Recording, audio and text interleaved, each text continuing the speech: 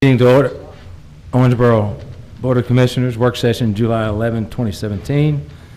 And this time we'll entertain item number 2, presentation, Hollison LLC, Kentucky Business Incentive Update with Helen Mountjoy, Joe Berry from the Economic Development Corporation. Please take the podium and state your name and address for the record, please. Good morning. I'm Helen Mountjoy. I guess it's afternoon by now. My address is 449 Browns Valley Red Hill Road, Utica, Kentucky. Ahoo. Yes, sir. You betcha. We do appreciate this opportunity to talk to you a little bit about what we do at the Economic Development Corporation. This is specific to a project that has been in the works for actually a number of years now and concerns Hollison LLC. We're going to give you a little background information on that company, and we're going to tell you how this incentive process has unfolded thus far and what we need from you at this point. One of the constants in our work is that we're in the business of helping companies identify the incentives for which they might qualify, helping them walk through the process of applying for them, and then hopefully receiving those incentives. When they receive these, it helps them to build new facilities, to add a number of employees to their workforce, and to move our economy forward. I have some materials which I will bring up to you as Joe takes the podium to walk you through this, because he's the one who's been working with this company for almost 8 years at this point, and he's the authority. Thank you for letting us come. Thank you, Alan. Rarely have I ever been referred to as an authority on anything. But, Thank you, Helen. My name's Joe Berry. I'm with the EDC, 200 East 3rd Street, and happy to tell you a little bit about Hollison and what they do in the community and this particular project. So the city has been involved in some capacity with Hollison since its inception. The company was the very first tenant in the Center for Business and Research when they had 2 employees. And for those of you who are unfamiliar with the company, they are a food safety and quality control company that has a patented technology that looks to potentially change the industry that they're in for their clients. When the company outgrew its space in the Center for Business and Research, it was time for them to seek incentives to scale up. They moved into a facility on Warehouse Road, and the whole idea was to get them to hire more people and stay in Owensboro for the long term. And now we're proud to say that they're going to be building a new facility in the Mid-America Air Park, which we're very excited about. So the story's really gone full circle, and we worked with them to secure the incentives under the KBI program. Now, as this is a relatively new commission, we did want to take a few moments to talk about the KBI program and what that means. KBI stands for Kentucky Business Investment Program. This is probably the most popular statewide incentive in the state. And it combines both state and local participation. I'll talk a little bit about what that actually is, but it does require, by statute, the cooperation of both the municipality in which the project is located and the Commonwealth of Kentucky. Before this incentive program was adopted by the state, each project was taken into consideration individually. There was not really any kind of uniform procedure that was applied to incentives, and it was really, incentives were primarily for new companies, not for existing companies. But you can see the categories in which a business can qualify for the incentives, and Hollison actually qualified in all 4 categories. So that is a rarity at the state level. Eligibility, of course, the primary qualification is job creation.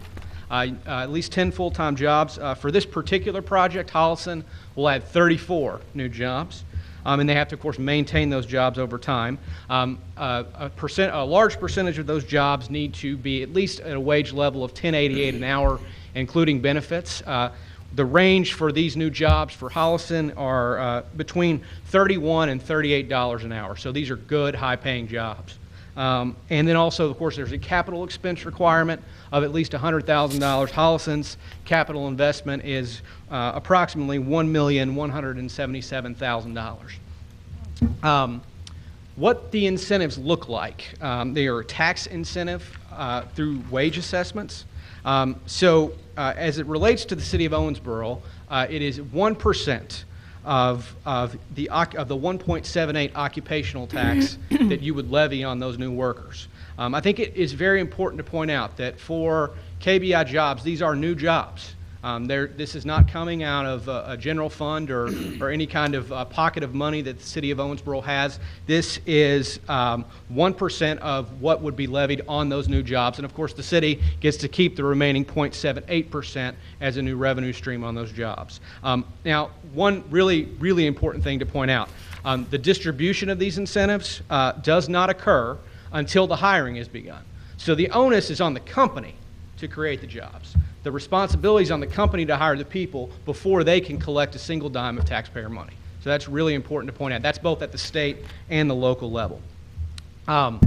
Quick thing about the process. The way it works, normally the company is working with our team and our staff at the EDC to identify the project and complete the application. And then usually in cooperation with the city, the mayor drafts a letter that commits the city to the project. Mayor Payne's letter related to this project is in your packet from August of 2015. Then we filed the application with the Kentucky Economic Development Finance Authority. Say that 3 times fast. That is the board appointed by the governor to award state incentives. And the Cabinet for Economic Development works with KEDFA and the company to identify the wage and job targets, and that determines the incentive value, and a cap is put on those incentives.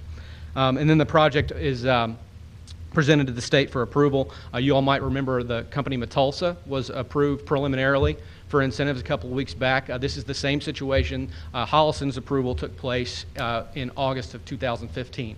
And Helen's going to come up really quickly and briefly touch on the confidentiality procedures. This is an issue that we wanted to talk about just really briefly because I know it's very frustrating to you not to know who the companies are that we're working with.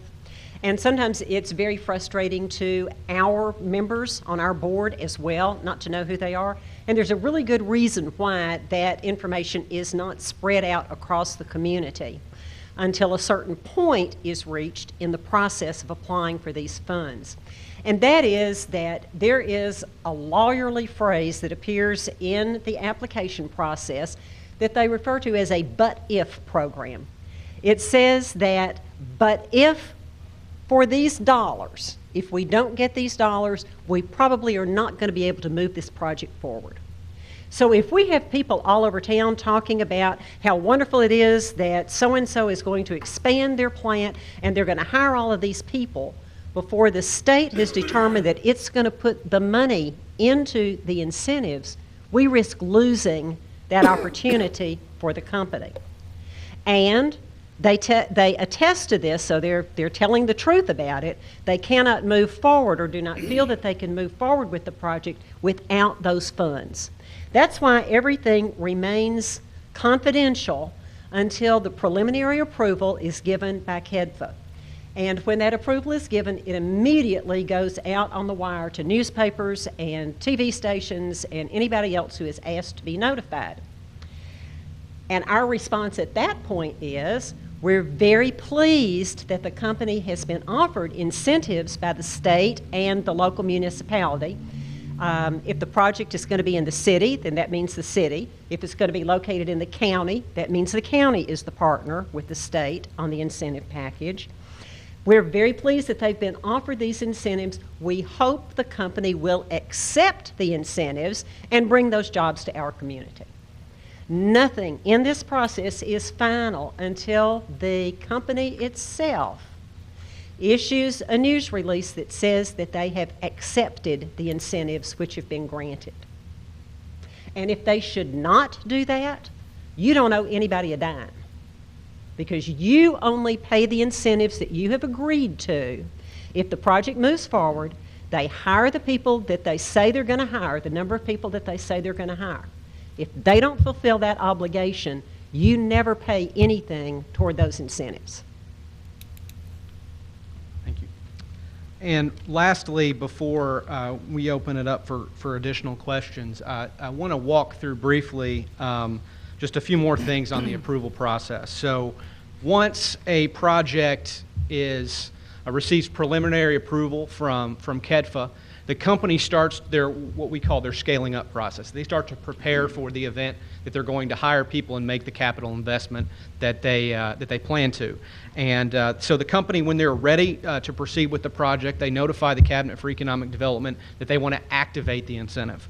And Holliston has done this. They have informed the Cabinet they are ready to start building their facility.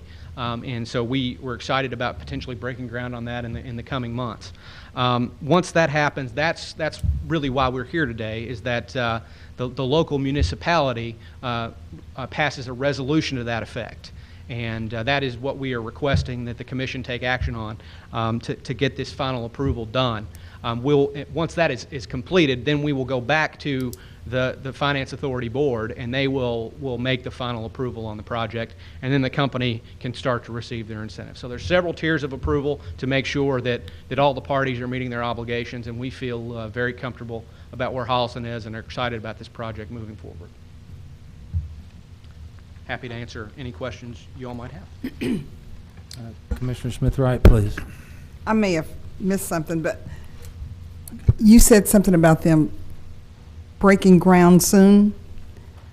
Yes, ma'am. That date is yet to be determined, but the plan is for them they've closed on the property in the air park, and they plan to break ground hopefully in the next few months. We haven't determined a definitive date at this time with the company. Okay, well, my question is, if they don't get the incentives that they're looking for, and they're breaking ground and getting ready to build something, what happens? They were already approved for incentives in 2015. Oh, okay. And they've had the time since then to prepare for their next step and the investment that they need to start making. Okay. So they've already been approved preliminarily. I can't think of a single company that has not received final approval from KEDFA once they have been through all of these intermediate steps. Okay, thank you. Commissioner Glenn? Yes, Helen and Joe, thank you for all your hard work on behalf of economic development in our community. The question I've got is, so this particular company, I'm somewhat familiar with them. Joe and I have talked about them in the past. Do they have any subsidiaries? Do they have any other companies that might be drawn to the community, or could we see more job expansion? You know, do they provide supplies that they might say, hey, we want to be closer to Owensboro? That's a really good question, and it's difficult to gauge, primarily because this company truly has, and I don't say this very often about companies we work with, what we would term a disruptive technology. It's a new industry standard that is starting to take root in many of the clients that they work with. So it's an opportunity for this community to really be at the forefront of a changing landscape in the food safety business. Now, as to whether other companies are eventually going to catch up with what Holliston is doing, I don't know, and whether that will draw more ancillary benefits, I can't speak to that. But I do think it positions our region very well to have a company like Holliston doing the business that they're doing in Owensboro. I'm excited about it. Thank you. Sure. Mayor? Commissioner Condor? Thank you, Mayor. You're welcome. Joe, poster child incubator business. That's what it was all started to do, and local people, they had an idea, worked on it, made it happen. The investors, even the board that they have, are also local. It is an awesome success story. Their market base that they sell to, if I'm not mistaken, is currently one large customer. Over 90% of their product is actually done for them. Sure. Do you know, for example, what is their plan to diversify that base? Because when you have just one customer's 90%, you want to be careful how the market moves. So do you know anything about their future plans? I do, but I can defer that. We know just a little bit. Just a little Okay. bit, but.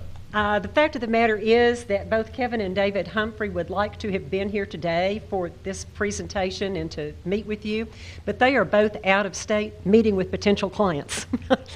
They were also meeting with the ones that they already have. They are very much aware of the fact that in a business like this, you work hard to keep the clients that you already have, and you're always looking for new customers, and that's what they're doing right now.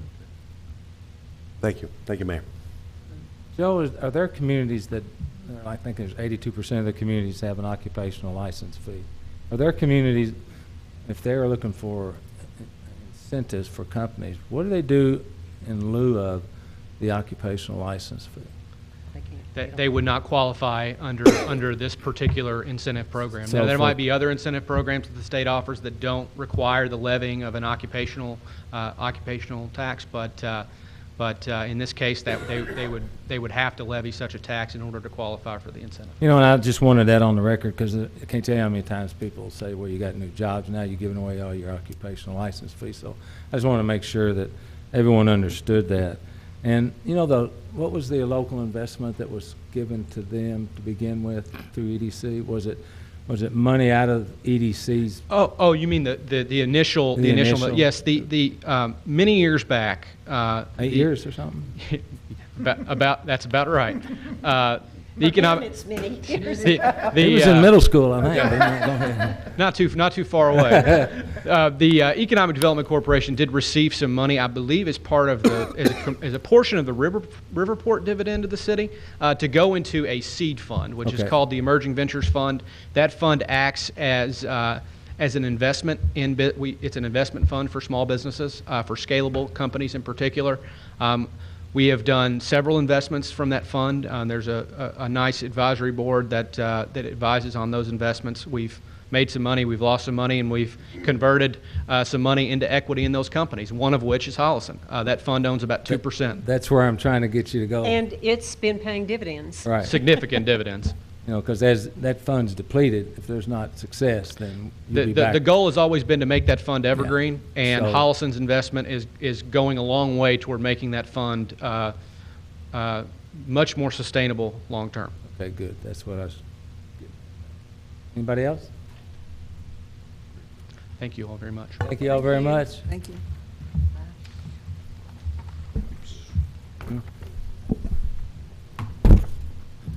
Okay, the next item on the agenda is one of my friends, economic value of the Owensboro Community and Technical College. Dr. Scott Williams, please. Thank you, Mayor, You're City welcome. Commissioners, City staff. Thank you for giving me this opportunity to share some information with you, which I hope today you find is good information. And I'm here just to kind of report out on a study we did and not asking for anything. So hopefully that's refreshing. I do have some materials, though. Can I bring forward?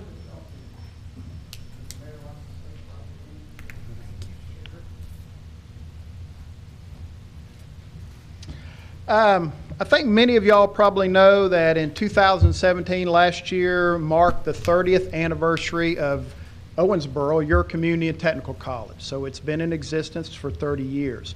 During that 30-year period, we've been able to clearly document how many students we've served. In that period, we've served almost 80,000 students. We've had tens of thousands of graduates that have entered into our workforce. But one of the things we've never really been able to objectively determine is what's the college's economic impact on this community. So we thought that 30th anniversary was a perfect time to commission an economic impact study. In addition to doing an economic impact study of the college itself, we also were embarking on a brand new building. And so we took the opportunity to also commission them to look at the economic impact of that construction project. And obviously the city is one of the major investors in that with $1 million investment, as well as the county. So I'm here today to kind of share you a summary of those results. First of all, the company that commissioned this is called MZ. MZ's been in business well over 20 years doing economic impact studies for municipalities as well as higher education institutions. So they've got a very strong track record. In this analysis, they really looked at two things. One, they did an economic impact analysis, looking at how the institution impacts the local economy, looking at both the institution itself as well as the new construction, the new building, the Industry Innovation Center. And they also went further and looked and did an investment analysis to see what the return on investment was. And so we'll get to those items. Just to give you an overview of their information, what they found out, we asked them They went in, they had to do an assessment of our service area. We asked them to only do an assessment of the 4 counties that we basically are supposed to serve. We get students outside of those 4 counties, but 4 counties we serve officially are Davis County, Ohio County, McLean County, and Hancock County.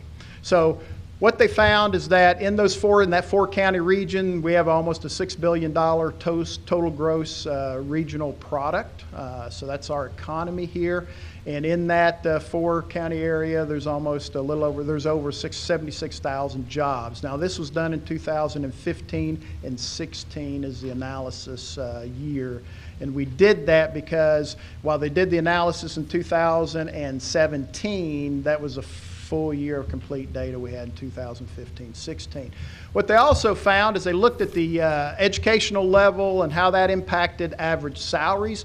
The graph you see in front of you is what the average salary by educational level at the career midpoint. This is not starting salaries. And as you can see, individuals with an associate's degree are making on average $10,000 more a year than those with just a high school diploma.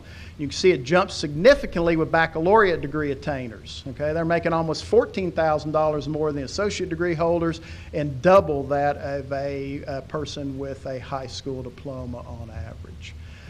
Some statistics about the college during the 15-16 year.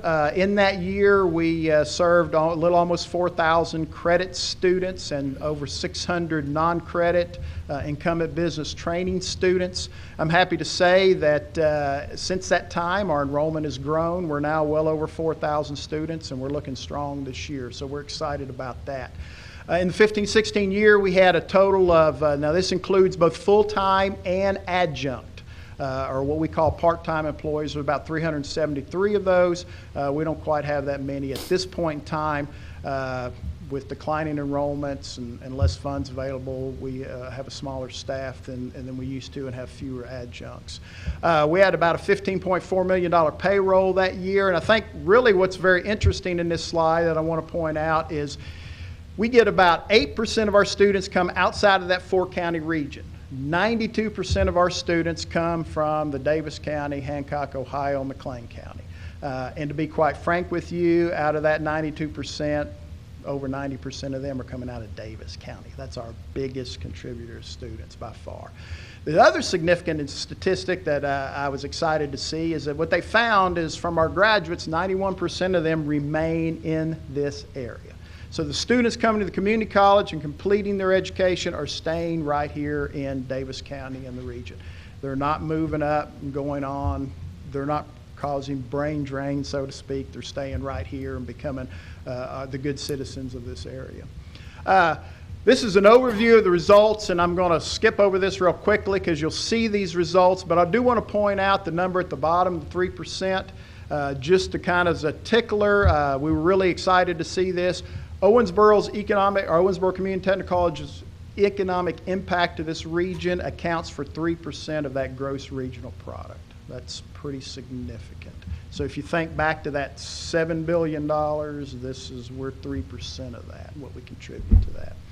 I want to first talk a little bit about the capital project and its economic impact. I'm going to, they really looked at it in 3 different areas. They looked at the short-run contributions to the economy, and this is really looking at the spending associated with the building of the construction itself. And so that is ongoing right now. And what their analysis showed is that basically due to the construction, the paying of workers, that trickling through the economy, in addition to the $12 million infusion of the cost of the project, it's going to contribute or add an additional $2.2 million to our regional economy here in Owensboro. And I'm going to see if that does what I thought it would do. All right. They looked at also what would be the long-run impact. In other words, as we operate this building from now into the future, what kind of economic impact, what's it going to add to our economy? So we will actually have more staff. We will have more students. Obviously, we're maintaining the building, all of those types of things. And so over time, that is estimated to contribute about $3.6 million of additional economic activity here in our community for that new building. The last number you see, which is the largest, is also looked at the long-run impact. What's going to happen with the alumni? In other words, now we can actually increase the number of students we're training in those programs in that building, which is primarily construction trades, it's welding, robotic welding, it's electrical, and it is building automated systems and HVAC. We can increase the number of students we can serve by more than 50%. So we're actually going to have more students in that building, creating more graduates, meaning more alumni into the workforce. Okay? Obviously, they're going to make more money because they're educated, they're going to spend more money on our economy, and all of that trickle effect. And they looked at this over a 20 years out to 2035. That they expect to contribute $23 million, and that's in 2015-16 dollars. So they backed everything up from an inflationary standpoint. So you're trying to compare apples to apples. Counts for $23 million. The numbers you see at the bottom are not the number of jobs this is creating. What that is reflecting in those dollars. This is how many jobs would be supported by that. So I don't want to misconstrue anybody to say this project is going to create 498 jobs. It's equivalent to that 23 million of increased economic activity here in our area. You total all that together, that building itself is going to contribute more than $28 million to our regional economy. And if you put that in perspective, the $1 million investment, $28 million return, that's a pretty good return on investment. So we appreciate y'all's support and getting that building going. If we look at the school itself, the whole institution, they took a three-pronged approach to look at that. They looked at our direct operational spending and how that impacts the economy. So with the college operating on a yearly basis, we contribute an additional $19 million to our economy, which can support about 435 jobs. They looked at the direct student impact to our economic activity, and this is the smallest of the impacts. Student spending, and this would be what they spend in tuition dollars, living expenses, those kinds of things, as that filters through the economy here in Owensboro. That was $738,000. And that figure looks kind of low, and it is. You have to understand the community college, we don't have dorms. They're living at home. They're not coming and living in an apartment. In other words, it's not infusing as much money as you would see at, say, a university, where they're coming from out of town and living and paying more expenses for lodging and so forth. The biggest impact, again, is the long-run impact. And what they looked at was the alumni impact. And again, what they looked at was the graduates. The graduates, the assumption is in their economic model is that as graduates come out, they're better educated, they're going to make better employees, they're going to make more money. Because they're better employees, they're going to make their companies more profitable. They're also contributing to the tax base and so forth and so on. And then, of course, this ripples across the economy and also makes the businesses more profitable because they've got more efficient and effective employees. Again, looking at that 20-year time frame is what they looked at, and basing on their midterm or their mid-career incomes, they estimated that that contribution is an additional $153 million to our local economy. All combined together, it is over $175 million that the community college is contributing to the economy here in Davis County. All right, and again, that number comes to about 3% of the gross regional product here. And you can see that here and what that would be an equivalent job. So again, please, we know that the college doesn't create 3,000 jobs. So breakdown of this came as no surprise. I'm sure y'all would agree with this. The sectors that are impacted most by the college with regards to employees is primarily healthcare and manufacturing. They're our biggest regional employers. Of course, construction, and then we know that finance and marketing is big in this area, and that falls into the other category. Looking at the return on investment analysis, Basically, there's two things I want to highlight here. One is they looked at it from a student's perspective, and they looked at it from the taxpayer's perspective. From the student's perspective, in that year, all the students that attended OCTC basically spent $25 million. Tuition, fees, books, what it costs to go to college, okay? All right? Now, they then estimated, based on once they completed their earnings at midpoint career, what that would end up, be about $163 million. So calculating a return on investment, basically it's a benefit to cost ratio of 6.5. So for every dollar that student's spending for their education, they're going to reap $6.5 in return, okay? Put it in a percentage basis, they're going to earn about 22% or almost 23% on their investment for their education. I wish my portfolio performed that well. That's a pretty good return on investment. So I think from a student standpoint, it still makes economic sense to educate themselves and further their career. They also looked at the taxpayer's perspective. We wanted to see what that investment return that we're getting from taxes. Now we get no local, we have no local county or city tax base as some colleges do in other states, but not here in this state. We do get state money. Obviously, in this year, we did get your investment, so that's calculated in here. But in 2015-16, we got an $8.2 million investment from taxpayers for the college's operating. The future revenue from that, the savings to government, and that's calculated on future revenue as graduates are going to go out, they're going to make more money, they're going to pay more taxes, better jobs, okay? Business is going to make more money, pay more taxes. Government savings in this as they factor in things like people with more education are sick less, they're incarcerated less, those types of things. So that's all factored into their algorithm. And from that perspective, they calculated $16.4 million over time as returned to the tax base.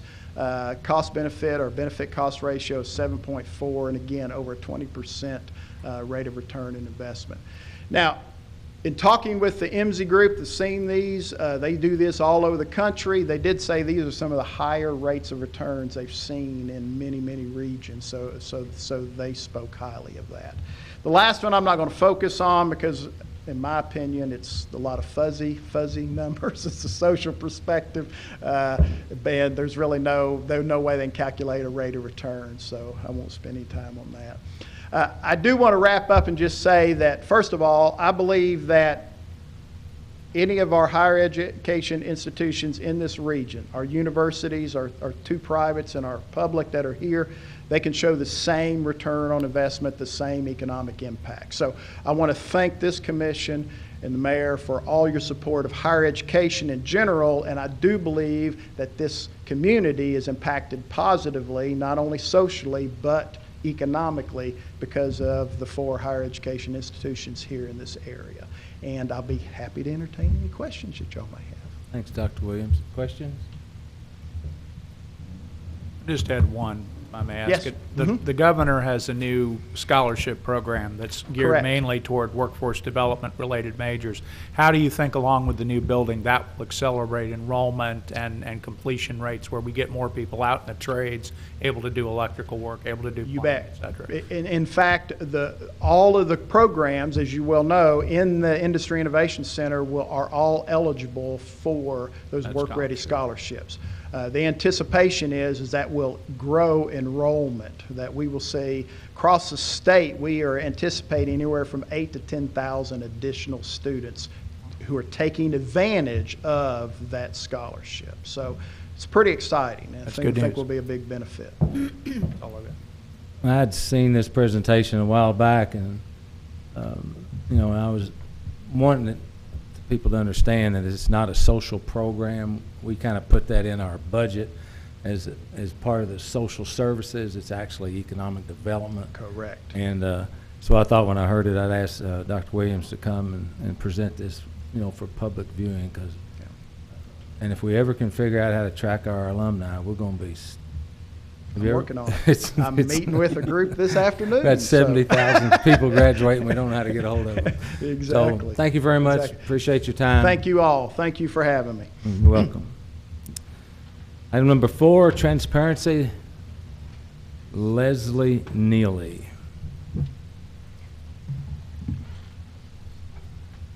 Please state your name and address for the record, please. Thank you, Mayor and Commissioners. Leslie Neely, Executive Assistant to the Mayor. I live at 3919 Bentry Drive, Apartment A.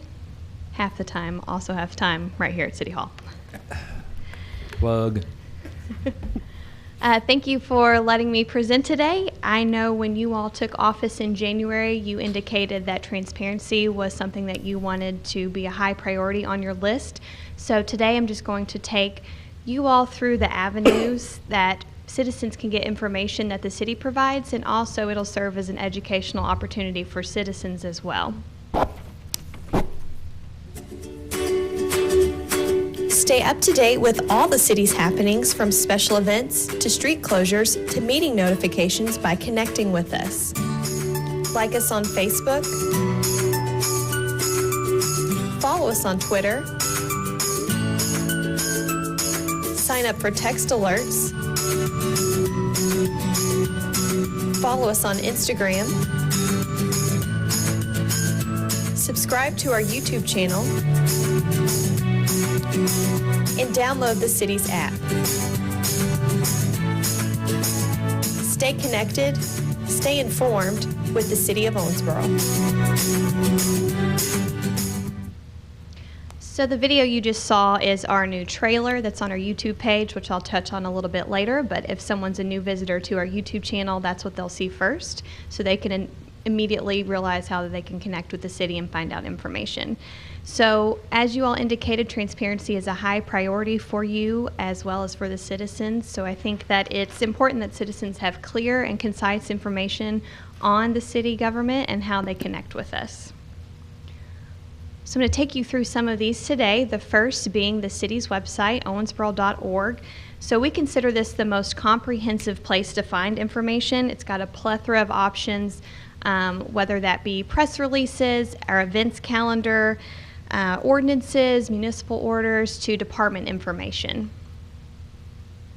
Also, you'll find your all's picture and information there, which we think is also very important. It gives email address, phone number, as well as bios for all the elected officials. That way it's a clear channel of communication between elected officials and the citizens. That way they know that they have a option anytime they want in creating the open channel between you all as well as the citizens. They can contact you at any time. I also always encourage citizens to do that, because I hear you all checking your voicemails consistently, responding to emails, calling concerned citizens back. So we always give that option and leave it open.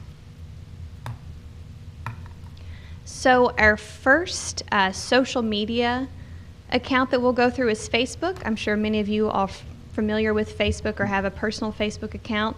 I think 2 billion people in the world use Facebook, so it's the most widely used social media account. And as you'll see, it's our easily most used account with 6,975 likes, and that grows every single day. And this is up 20% from this time last year, so a lot of people are still using Facebook and still using it with us. If you'll notice a little red arrow on the right side of the screen, so that'll show our response time, and I really value that. That shows how quickly we respond to comments or direct messages that we get. So I know myself as well as a few other city staffers always have Facebook up, so when a citizen has a concern or sends a message, we try and get back with them as soon as possible. So it is, if you're sending a message, we are reading it and we are connecting back with you. Our next app is Twitter. So if you're not familiar with Twitter, it's an app that you can post news or kind of a status style update, but you have to use 140 characters or less. So Twitter is a really quick and concise way to get the message out there. So we also use Twitter, and as you'll see, it's something that we have a lot of followers on, 4,700. Again, that's another number that's grown. I think it's 25% since the last year, so more people are still hopping on Twitter and connecting with us. As I said, this is the quickest and most concise way to get information out. The city is new to Instagram. If you're not familiar with the app, it's really telling your story, whether that's your personal story, your business story, on our end, the city story, through pictures. So you can post any picture you want and then put a quick caption with it. It's really eye-catching for the user. We're new, so we have fewer followers than we do on our other apps, but we're really trying to grow that.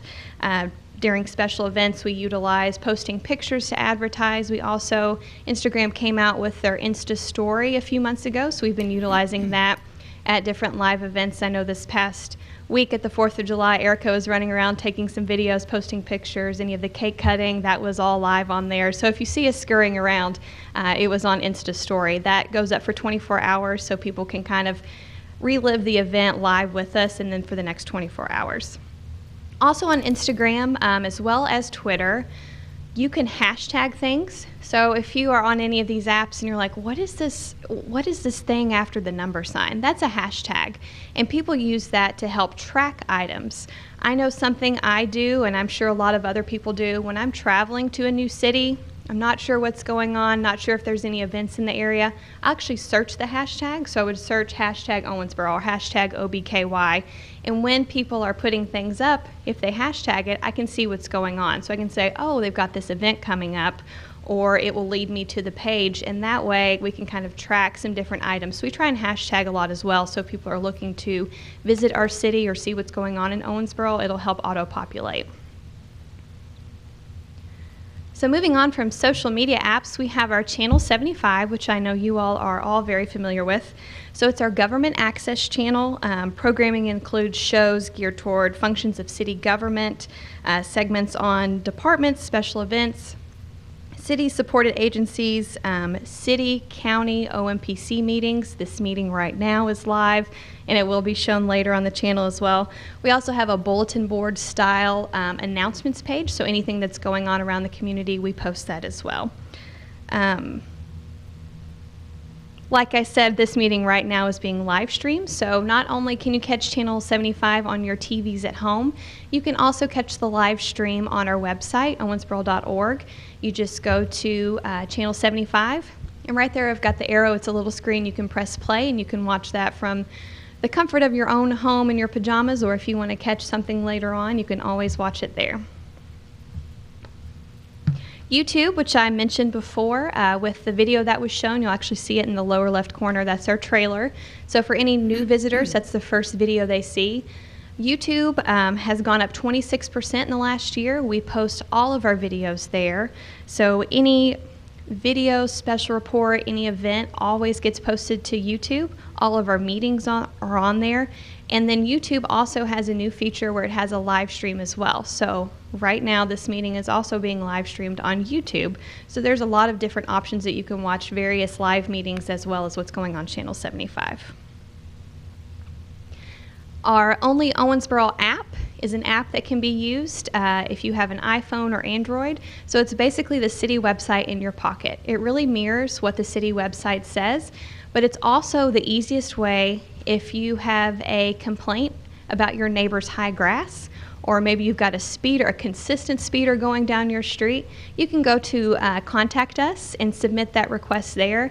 It's also really beneficial on the program's called Public Stuff. You can submit pictures as well. So if your neighbor has really high grass and you really want to reiterate your point, snap a picture and it'll go up for us. On that same note, City Action. So if you ever want to call in a complaint, you can call 270-687-4444. We've got Robin Cooper sitting there. I made her snap a picture for me. We get over 13,000 calls a year. So they are very busy ladies down there. They're putting in work orders from anything from, like I said, high grass, different complaints, also transferring to different departments and trying to answer questions that any citizen may have. They are a plethora of information. I often call them with questions I have as well. There's also Textcaster. So if you're not familiar with this, it sends notifications via text message. It's a friendly reminder that we send out with press releases. If you've got a meeting coming up, I know that Parks and Recreation uses it often with different events they have. As a citizen, though, you must sign yourself up. So you must you can sign up on the city's website, owensboro.org, and then you can select what things you want to receive notifications about. So you don't just sign up and receive all sorts of notifications. You choose which things that you deem important to you. Of course, we have open public meetings like we're doing right now. It's an opportunity for open discussion and direct questions, comments by elected officials, staff members, as well as citizens.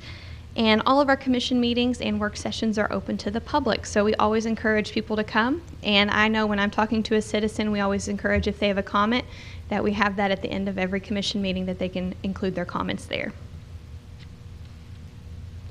We have interacted with surveys. So we had the 2015 and 2016 Air Show survey, as well as the 2017 budget survey. And that was just an opportunity for direct feedback from citizens. I know that we read through all of these answers. We definitely took the time to read through comments, the percentages of answers. So we read through every single one of those, and those are very important to us. We also have the Neighborhood Alliance program. We have 12 different neighborhood alliances. Currently 10 are active. So that's another way that you can really connect and get involved in your community. I serve as the liaison between the neighborhood alliances and the citizens, and then the city staff. So if there's ever an issue going on, they can let me know, and I can contact the direct city staffer that can help them out. Also, a couple times a year, our neighborhood alliance chairpersons have a meeting with the city staff, so different department heads, and they can address their concerns directly, so they really feel like their problems are getting solved and that their opinions and concerns are valid as well. So, Mayor and Commissioners, that is a few options that the city gives as far as transparency and different ways that citizens can get involved.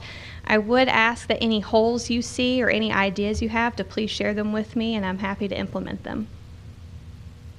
Do you have any questions? Commissioner Wright? Thank you. You're welcome. What two alliances are inactive right now? Currently, it's Old Owensboro and Hillcrest, and I actually got a phone call last week from a citizen that would like to get Old Owensboro started back up. And my other question is, well, not a question, but a comment, is that I know that Twitter and Facebook and all those things, I mean, I use them myself, but in my opinion, there is nothing better than talking with a human being, as was noted from a gentleman that called about the response he had gotten from one of the CRS staff members. And I can't say enough how people interact better with human beings than they do going through all this other stuff, and they feel more in contact with the city. So I want to personally thank whoever the person was that they talked with and had made this person feel like that they were being served by the community, by the city. Thank you. Commissioner Glenn? I'm going to mess this up, Leslie. There is an online framework that some of the alliances are using to create neighborhood communities, and I can't remember the name of it, but I wanted to legitimize it because I was at an alliance meeting the other night, and I had a woman go, "Be careful, it's a fraud." And I went, "No, ma'am, it's not. I just signed up for it." Do you remember what it's called? It's called Nextdoor, and Yes, we Nextdoor. also, I should have put that in the presentation, so thank you for mentioning it. It's like a Facebook, but for specific neighborhoods. So we post our press releases there, any events going on, we have event reminders there, and it's a nice way to connect with direct neighbors. So you have to sign up with your address, you connect directly with your neighborhood. So that can be from, does anyone know a great roofer or painter, or my dog's lost? So you're really connecting with direct neighbors and not just entire citywide. It's a bulletin board online service. The other thing that was good was this woman had a complaint about fireworks. I know no one had any complaints, but she did. And I said, put it on there. So she did. But there was some concern in this particular group that it was a scam. And I was there, and I said, no, I just signed up for it. So did my wife. So it is a legitimate, I guess what I'm saying is, in the light of the TV coverage, it is a legitimate website, and we do use it. So, thank you. Thank you. Thanks for all your great work. Commissioner Condon? Thank you, Mayor. Welcome. The city's app, can we change what it looks like? I mean, it looks like a light bulb that came off of old OMU incandescent bulbs or something. Is that possible? Would it cost a lot to be able to do it? We can certainly look into it. I know that we looked into the person that designed it. It was a few years ago, and it was before I was on board. But we can definitely look at it and see what we can do to make those changes, if the Board of Commission agrees. How about Facebook Live? Facebook should we or Live? should we not do it? We're actually purchasing the software, which is very it's very inexpensive. It's called XSplit. So you can look for our commission meeting on the 18th to be live on Facebook. Fantastic. Yes. Last one. In the lobby, where the CRS individuals are great, they're great people that are down there. I've noticed that instead of having the elementary school-sized letters posted up on a little board of what's going on in the city hall, that there have been some TVs installed, basically showing everyone, here's what's happening today, or what else is going on. So when that was that done by city staff and the TV? So do you have an estimated, what did that really cost to do that? Do you know? So City Hall got to 2017 by supplying those displays. I would probably defer to City Ray? Attorney Ed Ray. Just curious.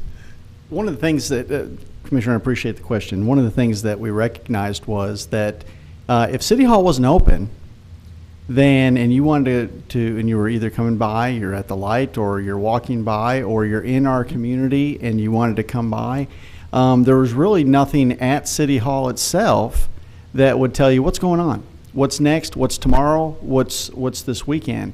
And so the monitors, there's 3 of them. 2 of them face outside, so either way, if you're coming from the west or coming from the south, you can know what's going on. And then we have the message board inside that can be changed out. And what it does, the cost is about $2,400 to $2,500 for everything, including the program and stuff that we can run 24-hour day operations instead of just when there is a human being down there. The other thing it does is as things get updated, it's instantaneous, and we don't take someone away from the phone. That human contact that Commissioner Pam Smith-Wright was talking about, take that person away from the phone to get out the old-fashioned tackle box and place those individual letters in there. So really, again, it's a way to try to communicate with the local population and those visiting Owensboro, let them know what's going on. So that's the total cost. Long term, I think it's a great investment. I totally agree. Leslie, that was a great thing to do. I believe that you have more accessibility to your CRS agents by them not being off their desk as much as possible and after hours. I've had that several times. Why was this meeting canceled? And I can't even find out why it was. Now they'll be able to see it, so it looks great. Thank you very much. Thank you, Mayor. They coin operated, or is it, they're not? Can be. Hey, why not? So when will we be able to get mail and send mail on the iPhone without getting off the, what is it, The server, the the network server. So you can get it in this place without having to get off and back on? That would be. That'd be really a good thing to be able I to. think we can work with you right away, because I get it on You my get iPhone. it? I get it also. We'll have somebody come work with you. Okay. I don't get it. Can I ask a connected question? No, we're through. Yes, go right ahead, Bob. Connected, okay. Just a real quick question to piggyback off Commissioner Condor's comment. Is there a way, Ed, to take one of these monitors and work with WFIE to put one in the Bell House? Would that be logistically possible? Because they're right down by Smothers Park to have one of those monitors there. Well, let me look into it, Commissioner, and find out. Certainly what we can do is run our own feed down there and our own monitor. Those monitors up there are WFIE live broadcast of 24 hours a day, and those belong to them. But one of the things we may be able to do is put a monitor that we can send the same information down to the riverfront. And we've thought about something similar down at the concession stand, and the Bell House is also an opportunity. So let me get back to you on that. I don't have an immediate answer. Yeah, there's just so much traffic, particularly in the summer and spring, that I think we would get a good response. Thanks a lot for everyone's hard work on the communicating. Anybody else? Thank you. Thank you. Leslie. Next item on the agenda, city project list. City manager, please. Mayor, we've included the city project list in your read-ahead packet. Mhm. Staff is ready to answer any questions by exception rather than going through the entire list. Any questions from the commission about the project list?